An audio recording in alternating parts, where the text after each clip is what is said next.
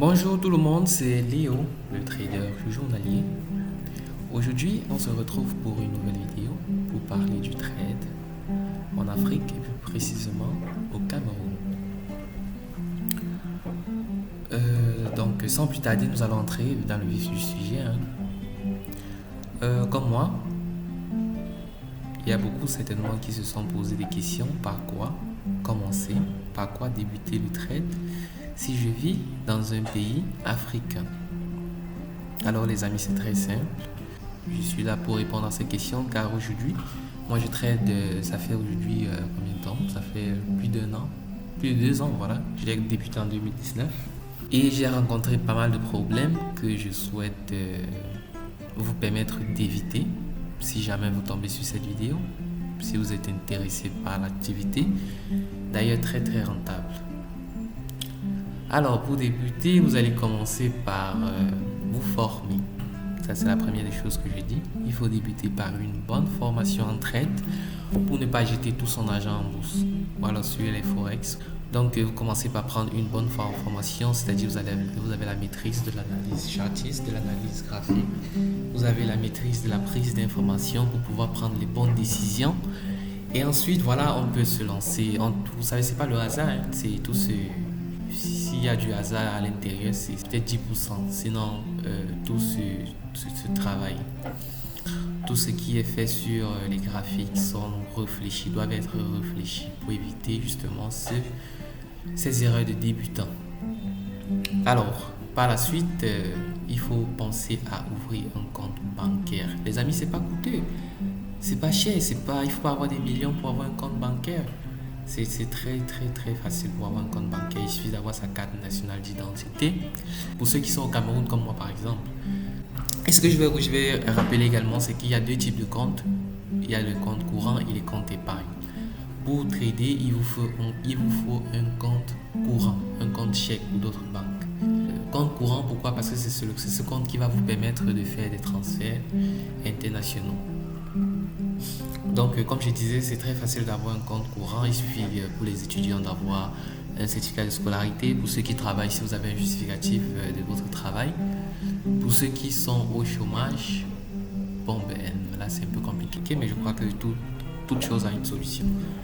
Donc, vous n'avez pas besoin d'avoir du million pour ouvrir votre compte bancaire. À UBA, par exemple, la banque où je suis affilié, avec 500 000 francs, on vous ouvre un compte courant. Par la suite, vous allez le charger. Vous savez, pour faire un investissement en trade en bourse, il faut avoir pas mal de sous. Le minimum pour moi que je conseille si vous voulez débuter, minimum, c'est au moins 100 dollars. 100 euros, 100 dollars. Et aussi une chose que je voulais ajouter à nos nouveaux traders, ceux qui sont en Afrique centrale par exemple, qui utilisent le franc CFA, je vous conseille de faire votre investissement en euros. Car ceux qui vont choisir opter pour le dollar vont payer 20 francs voire 25 francs de plus par dollar dépensé. Donc en gros les amis, vous avez compris, finalement c'est mieux d'investir en euros pour éviter certains charges inutiles. Donc la dernière chose que j'aimerais ajouter, bon peut-être l'avant-dernière, c'est avoir une très bonne connexion. Ça aussi c'est très important, avoir une très bonne connexion. Moi par exemple j'utilise Camtel au Cameroun, je paye 15 000 francs chaque mois pour un débit de 4 mégabits, c'est-à-dire environ 500 kilooctets par seconde. Donc c'est assez suffisant pour pouvoir être devant l'écoute comme ceci à permanence. Après, si vous avez un gros budget ou alors si vous avez des gros téléchargements à faire, ça ne me concerne pas, vous pouvez prendre le 8 mégas qui est à 23 000 je crois. Pour moi, celui-là me suffit très bien à m'éveiller, no stress. Et aussi, la dernière chose maintenant que je voudrais ajouter, c'est avoir un très bon PC. Un bon PC, c'est très important aussi.